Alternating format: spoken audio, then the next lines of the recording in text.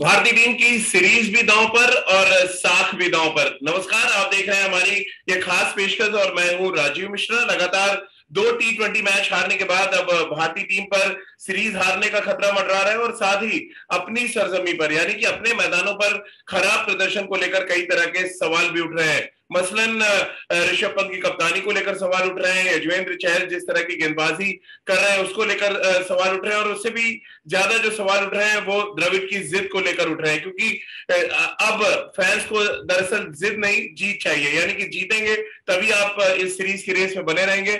एक और हार आपको न सिर्फ सीरीज से बाहर कर देगी बल्कि दक्षिण अफ्रीका को जीत के मुहाने पर लाके खड़ा कर देगी, जहां पर वो इतिहास रच पाएंगे भारतीय सरजमी पर। अब अगला मैच वाइजैक में खेला जाना है। इस मैच को लेकर भारतीय टीम कितनी प्रिपेयर है इस पर बातचीत करेंगे, और लगातार दो मैच हारने के बाद मेंटली किस तरह का ब्लॉकेज आया होगा भारतीय खेमे में, इस पर बातचीत करेंगे। और साथ ही क्या कुछ गलतियां भारतीय टीम ने पिछले दो मैचों में की है, वो एक ऐसा इंपॉर्टेंट इश्यू है जिस पर बात करना बहुत जरूरी है। सवा करीम पूर्व क्रिकेटर और सिलेक्टर हमारे साथ इस समय जुड़ चुके हैं।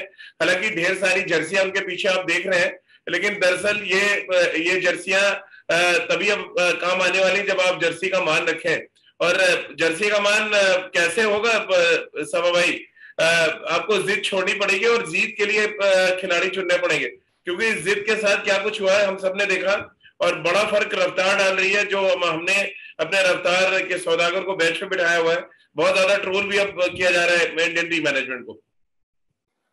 देखिए, मुझे नहीं लगता राजीव की ये जिद है। जिस तरह की सोच रहती है राहुल द्रविड़ की और किसी भी कप्तान की होगी कि आपको कम से कम एक या दो मैचेस में उसी टीम के साथ आपको मैदान में उतरना चाहिए, क्योंकि पहला मैच जो हम लोग हारे कोटला में, उसमें ज़्यादा कुछ गलतियां देखने को मिली नहीं भारतीय टीम की तरफ से। ये अलग बात है कि हम लोग 211 रन डिफेंड नहीं कर पाए, पर आपको कम से कम अपने प्लेयर्स को बैक करना होगा, जो कि दूसरे मैच में प्रयास यही था।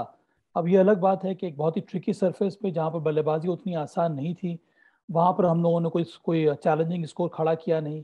चैलेंजिंग जरूर था, पर जिस तरह की कल बल्लेबाजी रही दक्षिण अफ्रीका की, फिर अंत में बहुत ज़्यादा आसानी से दक्षिण अफ्रीका ने वो मैच जीत लिया।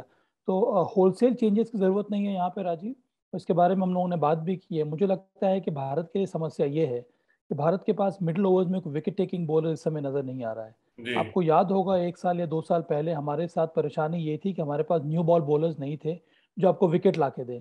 इस समय भुवनेश्वर कुमार शानदार फॉर्म में है, एकमात्र ऐसा बॉलर है जो बॉल को मूव करा रहा है, और कंडीशंस जैसे भी हों उनको सफलता मिल रही है।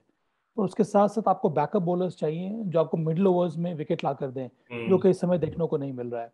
कल ही की जो स्थिति थी, 10 ओवर में करीब 50 से 60 रन बने थे दक्षिण अफ्रीका के, उनके 3 विकेट गिर गए थे। हम्म। अगर उसके बाद आपके पास विकेट टेकिंग बॉलर्स होते या फिर विकेट ले लेते, तो फिर दबाव बढ़ता दक्षिण अफ्रीका के साथ। तो ये एक दो कमियां हैं जिसको दूर करने का समय आ चुका है। लेकिन आपको भी लग रहा है समय सीरीज हारने का खतरा मंडरा रहा है? कहाँ हम क्लीन स्वीप की बात कर रहे थे, 13वां मैच जीतकर रिकॉर्ड रचने की बात कर रहे थे। एकमात्र हमारा ऐसा प्लेटफॉर्म पर जहां जहां पे हम कह रहे थे कि दक्षिण अफ्रीका ये सीरीज जीत सकता है और दक्षिण अफ्रीका को हराना इतना आसान नहीं होने वाला है, वो बात अब धीरे धीरे प्रूव हो रही है। यानी कि जो हमने आपने लगातार चर्चा की कि one of the best travelling side है जो अब हिंदुस्तान आई है T20 खेलने, खासतौर से वो बात भी धीरे धीरे प्रूव हो रही है। सब भाई, क्या वाकई हम सीरीज हारने के मुहाने पे खड़े हैं इस समय एकदम? जरूर हम लोग खड़े हैं राजीव, इसमें कोई शक नहीं है। जी। और कई लोग ये बात भूल जा रहे हैं कि 7 मैचेस हो गए हैं जहां पर दक्षिण अफ्रीका ने हमें हराया है, और तीनों फॉर्मेट में। 2 टेस्ट मैचेस दक्षिण अफ्रीका में, 3 एक दिवसीय मैचेस दक्षिण अफ्रीका में, और हम्म। यहाँ पर भारत में आकर उन्होंने 2 T20 मुकाबला जीता है। इसका मतलब यही है कि वो घर पे भी अच्छे प्रकार से खेल रहे हैं। एक विनिंग फार्मूला उन्होंने अपना लिया है। उसके साथ साथ जब वो बाहर आ रहे हैं ट्रैवल करने के लिए, वहां पर भी उनका प्रदर्शन काफी अच्छा रह रहा है। देखिए, अंत में हमारा गोल क्या है? हमारा गोल यह है कि हमें टीम ऐसी बनानी होगी जो विश्व कप में हम अच्छा अच्छा करें। मैच हार जाएं, सीरीज हार जाएं, वो अलग बात है, पर क्या हम वो तरक्की कर रहे हैं कि नहीं? क्या हमारे पास जो लूप होल्स है उसको हम दूर कर पा रहे हैं कि नहीं? अब पहले मैचेस में हमने शानदार बल्लेबाजी की, उसमें कोई संदेह नहीं है, और इसी तरह के अप्रोच के साथ आपको बैटिंग करनी होगी। पर दूसरे मैच में क्या हुआ, ट्रिकी विकेट पे हमें जहाँ पर सिचुएशन के मुताबिक बल्लेबाजी करनी चाहिए थी, वो हम लोग कर नहीं पाए। हम लोगों ने बहुत हम्म। सारे विकेट बीच में गंवा दिए। तो ये बहुत कुछ लर्निंग है यहाँ से भारतीय टीम के लिए। उसके साथ साथ दूसरी लर्निंग क्या है कि हमारे पास ऐसे बॉलर्स नहीं है जो कठिन कंडीशंस में भी जो ऐसे विकेट में जहाँ पर गेंदबाजी को सपोर्ट मिल रहा है, वहां पर भी हम विकेट नहीं ले रहे हैं। तो ये ऐसा क्यों हो रहा है? क्या हमें एक नए अप्रोच के साथ बॉलिंग करने की जरूरत है? क्या हमें वहां पर बॉलिंग ऑप्शंस और लाने की जरूरत है? क्या हम एक दो खिलाड़ियों को और इस्तेमाल कर सकते हैं, नए खिलाड़ियों को हम यूज कर सकते हैं वहां पे? तो इन सब बातों पर ध्यान देने की आवश्यकता है राजीव। ये सवा भाई, क्योंकि इंडियन बॉलिंग पे तो हम आगे विश्लेषण करेंगे। अभी जिस तरह की बैटिंग कार्लसन कर गए सेकंड मुकाबले में और पहले मुकाबले में डेविड मिलर, क्या एक बड़ा फैक्टर हो गया है इन दोनों कि आपके पास ऐसे पावर हिटर्स हो 5 और 6 नंबर पे, जो किसी भी परिस्थिति में आपके ओपोनेंट को तहस नहस करके रख दें। अब जिस तरह से पहले मैच में डेविड मिलर ने टारगेट किया चहल को, दूसरे मैच में कार्लसन इतने आराम से छक्के लगा रहे थे, अपने लंबे कद का जिस तरह से उन्होंने फायदा उठाया वो बहुत कमाल था।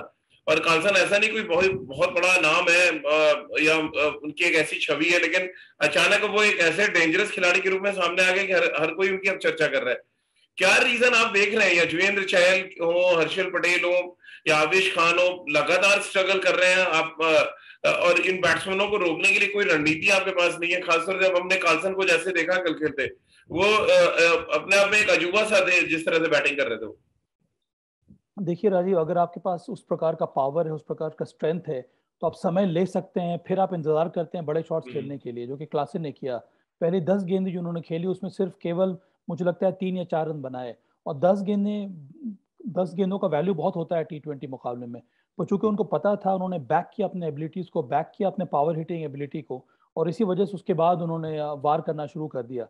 तो इस तरह का अप्रोच आजकल T20 अंतर्राष्ट्रीय क्रिकेट में देखने को मिल रहा है। और यही बात हम लोग राजीव कई बार चर्चा कर चुके हैं कि T20 के डिमांड जो है निरंतर उसमें परिवर्तन आता रहता है, और यहाँ पे भारतीय टीम को उस प्रकार की सोच के साथ मैदान में उतरना होगा। श्रेयस अय्यर ने अच्छी बात कही कि हम लोग मैच भले ही हार रहे हैं, पर हमारी सोच यही है कि हम जब जाएं बैटिंग करने के लिए तो हम रन बनाने का प्रयास करें। पर श्रेयस अय्यर ने बात तो कही है, पर उनकी जो स्कोरिंग एबिलिटी है वो रेस्ट्रिक्टेड है इस समय सिर्फ स्पिनर्स के विरुद्ध। क्या हमें ऐसा बैटर चाहिए जो पेस बॉलर्स के विरुद्ध भी मिडिल ऑर्डर में पावर हिटिंग करे, जिस तरह से हेनरी क्लासन ने किया या फिर डेविड मिलर ने किया? क्या हार्दिक पांड्या उस प्रकार का रोल अदा कर सकते हैं? क्या हम राहुल त्रिपाठी को मिस कर रहे हैं? क्या हम राहुल तेवतिया को मिस कर रहे हैं? तो इस तरह की चर्चा भी होनी चाहिए चयनकर्ताओं के दिमाग में या फिर टीम मैनेजमेंट के साथ, कि आपके सामने जो जो टीमें खेलेंगी वो सिर्फ तेज गति के बॉलर्स के साथ ही रहेंगे। मुश्किल से 1 या 2 स्पिनर आपको मिलेंगे, और वो भी 4 ओवर। अगर आप दूसरी टीमों के पास अगर 4 क्वालिटी पेस बॉलर्स हैं, तो आप रन कहाँ से बनाएंगे मिडिल ओवर्स में? आपको उस प्रकार के पावर हिटर्स चाहिए जो मिडिल ओवर्स में भी कम से कम 10 रन 12 रन के हिसाब से रन बनाए, तभी तो आप बड़ा स्कोर खड़ा कर पाएंगे और तभी आप चेस कर पाएंगे। क्या सब अभी बड़ा फर्क डाल रहे हैं कार्लसन, डेविड मिलर जैसे बल्लेबाज इस सीरीज में? और ये गैप इसीलिए बहुत बड़ा लग रहा है कि हमारे पास ऐसे पावर हिटर्स नहीं है जितने पावर हिटर्स साउथ अफ्रीका के पास है। क्या पिछले 2 मैचों में आपने एनालिसिस किया कि बड़ा फर्क डाल दिया है इन्होंने? टीम लगभग ऑलमोस्ट बराबर सी लग रही है, लेकिन जहां पावर हिटिंग की बात आती है हम बहुत पीछे खड़े नजर आते हैं बाकी टीमों से। देखिए, ये बात नहीं है कि आपको टीम में सिर्फ पावर हिटर्स चाहिए। वैन डूसन ने जिस तरह की बैटिंग की पहले मैच में, उन्होंने रन अ बॉल बनाया 30 रन तक, उसके बाद अचानक उनकी पावर हिटिंग शुरू हो गई। तो आपको ऐसे बैटर्स की जरूरत है जिनमें हर एक प्रकार की एबिलिटीज हैं, जो सिचुएशन के मुताबिक भी खेल सकते हैं, और जब मौका पड़े तो वो लंबा लंबा छक्का भी लगा सकते हैं, और स्पिनर्स के विरुद्ध भी और पेस बॉलर्स के विरुद्ध भी। भारतीय टीम के अगेंस्ट खेलने के लिए तो जो तैयारी होती है ओवरसीज टीम को, यही होती है कि उनको ऐसे बल्लेबाज चाहिए जो स्पिनर्स के विरुद्ध लंबे लंबे शॉट्स लगा सके। और इसी वजह से अगर आप देखेंगे तो 2-3 खिलाड़ी जो हैं मिडिल ऑर्डर में, वो उस तरह के प्लेयर्स हैं जो स्पिनर्स को अच्छा खेलते हैं। तो उसी तरह की रणनीति हमें भी बनानी होगी, हमारे बल्लेबाजों को भी उस प्रकार की तैयारी करनी होगी कि हमारे विरुद्ध जो पेस बॉलर्स आ रहे हैं दूसरी टीमों के, उनके सामने हम उस प्रकार के शॉट्स खेल सकते हैं कि नहीं। भले आप 10 बॉल में 10 रन बना लें, और उसके बाद आपका एक्सेलरेशन क्या है, उसके बाद आपका स्ट्राइक रेट क्या है। तो इन सब बातों पर चर्चा करने की आवश्यकता है। हमें उस प्रकार के बैटर्स की जरूरत है इस समय राजीव। सवा भाई, हमने मैच से पहले आपसे डिस्कशन किया था कि दक्षिण अफ्रीका की बॉलिंग अटैक जो है हो सकता है आपकी हार्ड लेंथ को हिट करे सेकंड मैच में, आपकी बॉडी पे ज्यादातर बॉल डाली जाए, और एग्जैक्टली वही हुआ। रबाडा का पहला स्पेल अगर आप देखें, या नौके ने जिस तरह से डाला, प्रिटोरियस ने जिस तरह गेंदबाजी की, ये हम आप एनालिसिस कर ले रहे हैं यहाँ बैठ के कि सेकंड मैच में दक्षिण अफ्रीका क्या कर सकता है आपके ओपनर्स के साथ। फिर भी आपके पास प्लान भी क्यों नहीं होता? ये बहुत सालों से ये सवाल चला रहा है कि आपको आपके जोन में गेंदबाजी नहीं की गई तो फिर आपके पास प्लान क्या है? वो ईशान किशन हो या ऋतुराज गायकवाड़ हो या श्रेयस अय्यर की बात कर लें, या हम ऋषभ पंत की बात कर लें, बहुत ही केयरलेस शॉट खेल के कल आउट हुए। पहली बॉल पे ऐसे वो कूदे हैं जैसे केशव महाराज के हाथ में गेंद ही नहीं है।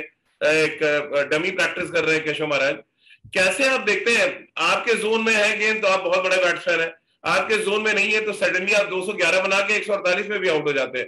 ये इनकंसिस्टेंट बैटिंग को दूर करने के लिए क्या कर सकते हैं राहुल द्रविड़?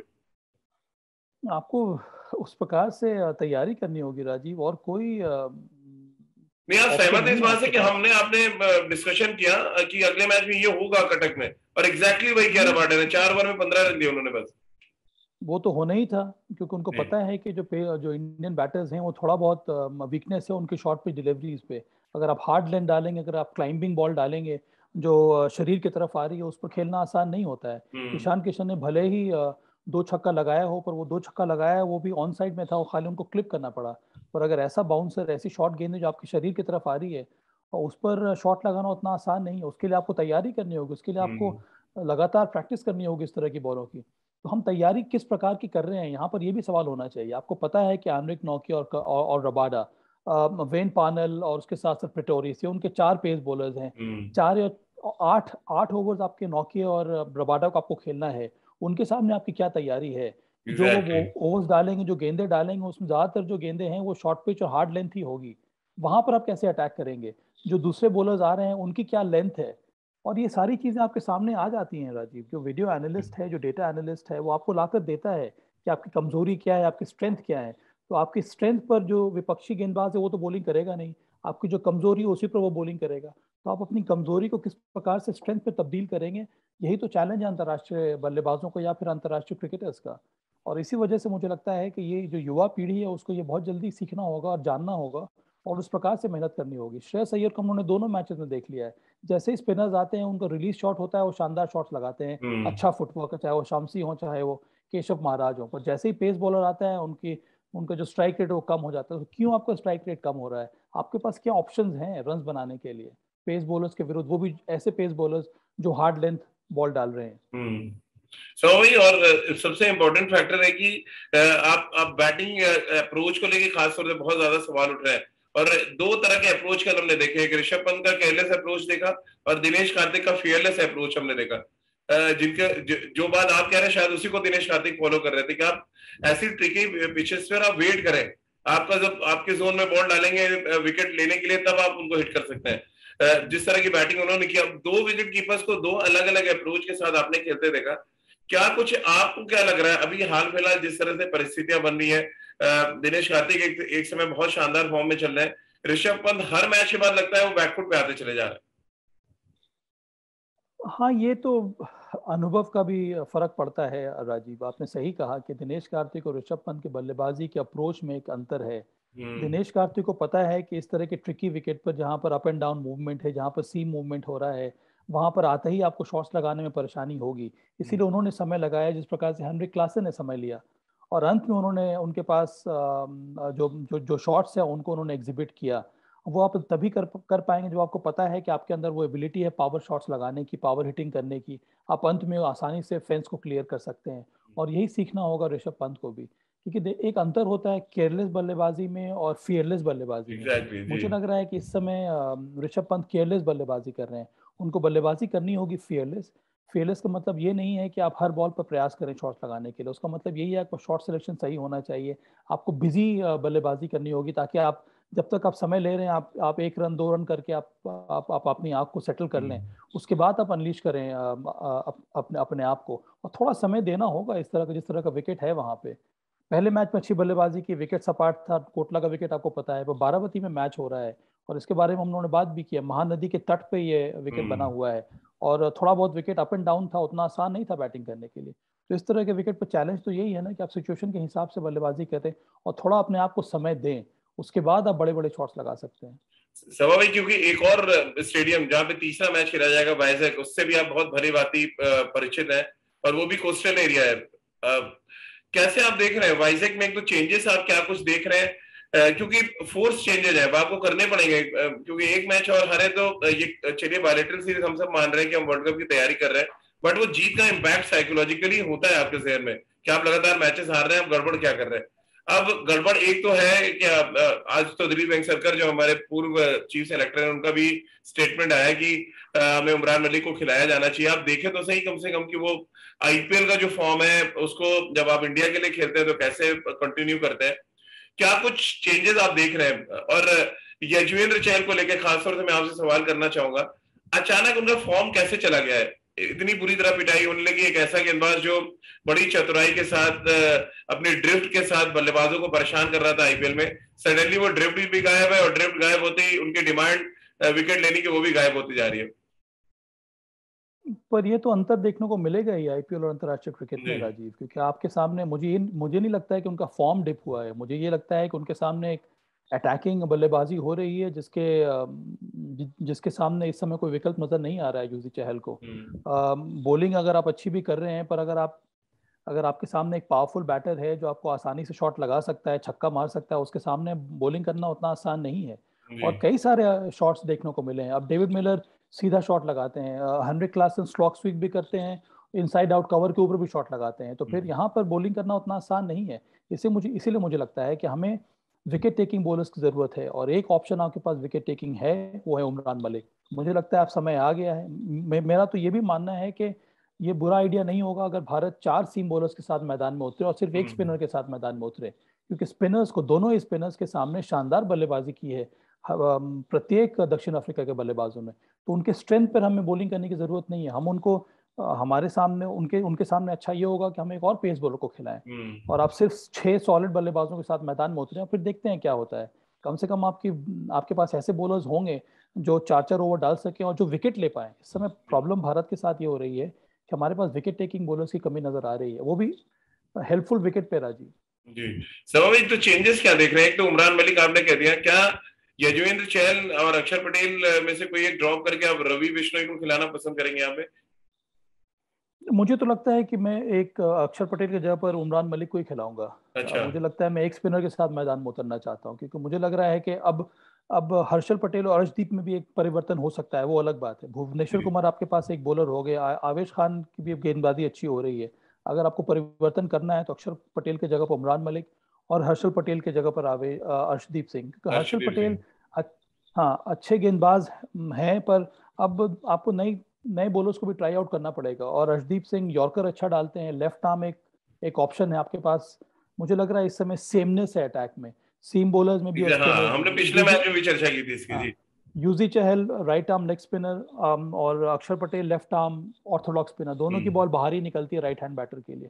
तो वहां पर कुछ ना कुछ अगर परिवर्तन होगा, अगर हम वेरिएशन के साथ मैदान में उतरेंगे, तो मुझे लगता है कि चांसेस तो बन चलिए, सकते हैं भारतीय टीम के। ये सभा भाई की जो चेंजेस हैं वो अर्शदीप सिंह टीम में आ सकते हैं, उमरान मलिक और साथ में रवि बिश्नोई को अगर आप खिलाना चाहें तो चलाएं, नहीं तो सभा भाई का सजेशन है कि आप all right fast bowling attack के साथ जाएं, एक स्पिनर आप सपोर्ट में रखें। क्या सभा भाई दीपक हुड्डा भी एक ऑप्शन हो सकते हैं? आप एक ऑफ स्पिनर साथ में बैट्समैन खिलाएं अक्षर पटेल की जगह, या आपको लग रहा है नहीं, चार आपके 4 रॉ पेस बॉलर, एक स्पिनर और Hardik Pandya six bowling option? देखिए, पर क्योंकि अब अब सीरीज इतने आपकी सारे फंसी हुई है, एक मैच हारे तो फिर कुछ बचेगा नहीं। देखिए, मुझे लगता है कि दीपक हुड्डा को आप खिलाएंगे तो आप कहाँ पर खिलाएंगे उनको? या तो फिर आप नंबर 3 पर खिलाइए, नंबर 4 पर खिलाइए, फिर आप कितनी लंबी बल्लेबाजी रखेंगे? एक एक हम्म। विकल्प जरूर है, ऑफ स्पिन बॉलिंग कर सकते हैं, पर जिस तरह से पिटाई हो रही है स्पिनर्स की, उनसे आप क्या 1 ओवर करवा सकते हैं या 2 ओवर करवाएंगे? वहां पर हाँ। अगर 15-15 रन आ गए तो फिर उसका वो भी एक समस्या ही है। और हाँ। यहाँ पर जो आपके मेन बॉलर्स की पिटाई हो रही है, तो फिर एक पार्ट टाइम बॉलर के साथ मैदान में उतरना और एक बॉलिंग ऑप्शन के रूप में उनको देखना, मुझे हम्म। लगता है थोड़ा बहुत टफ रहेगा भारत के लिए। सो भाई, क्या चलते चलते 2 सवाल आपसे लूंगा, क्या सजेस्ट आप करना चाहेंगे टीम मैनेजमेंट को कि आप हार्दिक को नंबर 4 पे ले आए? ऋषभ पंत क्योंकि आउट ऑफ फॉर्म चल रहे हैं, आप थोड़ा उनको नीचे खिला के देख लें एक बार 5 नंबर या 6 नंबर पे। हार्दिक पांड्या क्योंकि बहुत जिम्मेदारी के साथ बैटिंग कर रहे थे आईपीएल में नंबर 4 पे, क्या ये एक अच्छा मूव हो सकता है कि आप खिलाएं उनको नंबर 4 पे? हाँ, मैं प्रेफर करूंगा हार्दिक पांड्या को नंबर 4 पर खेलना, क्योंकि जी। मुझे अभी भी लगता है कि ऋषभ पंत नंबर 5, नंबर 6 पर ज़्यादा सूटेबल रहेंगे। इस समय जिस तरह की माइंडसेट है उनकी, जिस तरह की वो बैटिंग करते हैं, और अगर आप उनका स्टैट्स देखेंगे तो जो उनको कम गेंदें उनको मिलती हैं खेलने के लिए, वहाँ पर वो ज़्यादा शानदार तरीके से शॉट्स लगाते हैं, और उनका स्ट्राइक रेट बहुत अच्छा होता है। 15-20 गेंदें अगर उनको खेलने को मिलेगी तो फिर वो खुलकर बल्लेबाजी कर सकते हैं। इस समय अभी तक ऐसा कभी हुआ नहीं है कि अगर आपको 50-60 बॉलें खेलनी है, तो वहाँ पर ऋषभ पंत ने कोई बड़ी पारी खेली हो, तो अभी तक मुझे लगता है कि टीम के मुताबिक आपको थोड़ा बहुत चेंजेस लाने होंगे। मुझे लगता है कि हार्दिक पांड्या के पास उस प्रकार की मैच्योरिटी आ रही है जो हम लोगों ने आईपीएल में देखी है, कि नंबर 4 पर भी वो खेल सकते हैं और एक फिनिशर का रोल भी अदा कर सकते हैं। तो उससे अच्छा क्या होगा कि हार्दिक पांड्या नंबर 4 पर आए और 20वें ओवर तक मैदान में डटे रहे और एक बड़ी पारी खेली और उनके साथ साथ ऋषभ पंत नंबर 5 पर आए बैटिंग करने के लिए। सवा में चलते थे एक और आखिरी सवाल, दोनों मैच में ऋषभ पंत टॉस हारे हैं, क्या टॉस जीतने से कुछ फर्क पड़ेगा भारतीय टीम की स्ट्रैटेजी में, या रन चेज वो करने जाते हैं?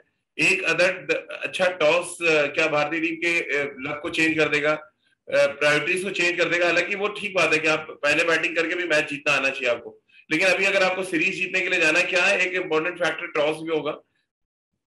जरूर होगा राजीव। T20 फॉर्मेट में नॉर्मल जो ट्रेंड यही रहता है कि विकेट टॉस जीतने के बाद आप पहले फील्डिंग कर लें, क्योंकि आपके पास टारगेट सामने होता है। विकेट किस तरह से बिहेव करेगा आपको पता नहीं है, वो भी इस तरह के मैदान में जहाँ पर ज़्यादा मैचेस हुए नहीं है। उदाहरण के तौर पर अब वाइजैक में हो रहा है, वहाँ पर भी विकेट थोड़ा बहुत स्टिकी होगा, तो बल्लेबाजी उतनी आसान नहीं होगी। उस हिसाब से आप स्ट्रैटेजी में परिवर्तन ला सकते हैं, तो वो एक फैक्टर ज़रूर रहा है दोनों ही मैचेस में, और आने वाले मैचेस में भी ये होगा। तो जैसा कि हम लोग कई बार सोचते आ रहे हैं कि भारत के लिए ज़रूरी ये है कि वो अपने आप को टफ सिचुएशन पर डाले और वहाँ से बहुत कुछ सीखने को मिलेगा भारत को, और भारत के पहले 2 मैचेस में यही हुआ है। आप सोचिए ज़रा कि अगर विश्व कप में ये होता तो हम क्या उसके लिए तैयार थे? और या फिर विश्व कप में ऐसा आगे होगा, अगर हमें पहले बल्लेबाजी करनी होगी तो वहाँ पर उसके लिए हमें किस प्रकार की तैयारी करनी होगी। तो उस लिहाज से अगर हम देखें तो ये 2 मैचेस एक प्रकार से वेकअप कॉल रहे हैं भारत के लिए, कि पहले अगर बल्लेबाजी करना हो तो आपकी स्ट्रैटेजी क्या होना चाहिए, आपकी अप्रोच क्या होनी चाहिए, आपकी बैटिंग ऑर्डर क्या होना चाहिए, किस तरह की बॉलिंग अटैक के साथ आपको मैदान में उतरना होगा। ये सब बातों पर के लिए अच्छा रहा है ये पहले 2 मैचेस में पहले बल्लेबाजी करना। तो चलिए, सभा भाई का संदेश बिल्कुल साफ है कि जीतना है तो जागते रहो, यानी कि अगर आप फ्रैक्शन ऑफ सेकंड्स के लिए भी अपनी आंखें बंद करेंगे और मैच से अपना ध्यान हटाएंगे और केयरलेस क्रिकेट खेलेंगे, फेयरलेस क्रिकेट खेलिए, केयरलेस क्रिकेट खेलेंगे, तो फिर हाशिर आपका वही होगा जो पिछले 2 मैचों में हुआ है। अब मेरे लिए इंटरेस्टिंग ये देखना है कि क्या कुछ सोच में परिवर्तन आता है भारतीय टीम के, क्या वो बॉलिंग अपने जो ऑप्शन है उनके पास वहां से वो कुछ नए चेहरे लेके आते हैं, मसलन उमरान मलिक या अर्शदीप सिंह, क्योंकि 2 मैचेस आप हार चुके हैं अपने एक्सपीरियंस गेंदबाजों को खिला के, तो अब मौका भी है, शायद और दस्तूर भी है कि आप यंगस्टर्स को खिला लें। और बैटिंग ऑर्डर में मुझे नहीं लग रहा है कि कोई बहुत ज्यादा परिवर्तन होगा, सभा भाई ने भी इस बात के संकेत दे दिए हैं। तो बैटिंग ऑर्डर बैटिंग यूनिट वही रहेगी, बैटिंग ऑर्डर में हो सकता है थोड़े बदलाव आपको देखने को मिल जाए। इंतजार है एक अदद जीत का, और हम सब उम्मीद कर रहे हैं कि वाइजैक में हमें विजयश्री मिले ताकि हम थोड़ी जीत पे भी बात कर पाए। लगातार हार पर बातचीत करना भी थोड़ा सा मोराल हमारा भी डाउन करता है। बहुत बहुत शुक्रिया सभा भाई आपका हमसे बातचीत करने के लिए और तमाम सवालों के जवाब देने के लिए। Thank you.